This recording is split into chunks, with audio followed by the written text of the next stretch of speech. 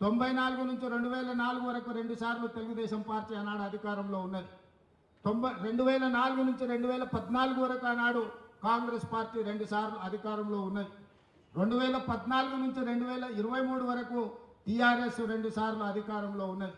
2023 నుంచి 2033 వరకు 10 సంవత్సరాలు కాంగ్రెస్ పార్టీ తప్పకుండా అధికారంలో ఉంటుంది. ఈరోజు ఎవరెవరైతే పార్టీ కోసం పనిచేస్తారో ఈ 10 సంవత్సరాలలో మిమ్మల్ని కాపాడుకున్న బాధ్యత పార్టీ తీసుకుంటుంది. మీనాక్షి నటరాజన్ గారు తీసుకుంటారు ఈరోజు పార్టీకి. ఆ తర్వాత తరం మీరు తెచ్చుకోవాలి. నేను 10 ఏళ్ళ అధికారాన్ని నడిపించే వరకు నేను బాధ్యత తీసుకుంటా. ఆ తర్వాత అధికారంలోకి తీసుకొచ్చి నడిపించాల్సిన బాధ్యత మీరందరూ తీసుకోవాలి. ఈరోజు మిత్రులారా, పార్టీ నిర్మాణంలో కీలక భాగస్వామ్యం తీసుకోండి. పార్టీని నిర్మించడంలో ముందు ఉండండి.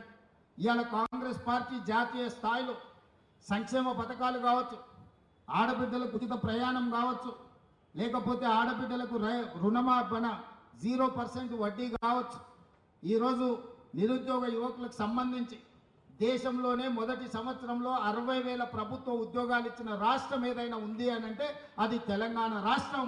మన కాంగ్రెస్ పార్టీ అధికారంలోకి వచ్చిన తర్వాతనే సాధ్యమైంది. 10 సంవత్సరాలు వాళ్ళు ఉద్యోగాలు ఇవ్వలే. ఆనాడు నోటిఫికేషన్లు ఇస్తే పరీక్షలు లేవు, పరీక్షలు పెట్టే ప్రశ్నపత్రాలు జిరాక్స్ సెంటర్లలో పల్లి బఠానీలు అమ్ముకునే పరిస్థితి. పబ్లిక్ సర్వీస్ కమిషన్ అంటే అదొక దళార్ల అడ్డగా మార్చింది.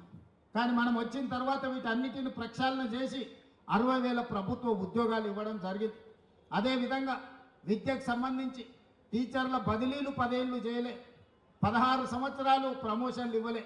మనం అధికారంలోకి వచ్చిన ఎంబడే 35,000 మంది టీచర్లను బదిలీ చేసినాం, 22,000 మంది టీచర్లకు ప్రమోషన్లు ఇచ్చినాం, 11,000 మంది టీచర్లను నూతన నియామకాలు చేపట్టి విద్య మీద ఫోకస్ పెట్టి పేదవాడికి విద్యను అందించాలి, ఈ దేశ భవిష్యత్తు తరగతి గదుల్లో ఉంది అని చెప్పి ఈరోజు కాంగ్రెస్ పార్టీ నిర్ణయం తీసుకున్నది.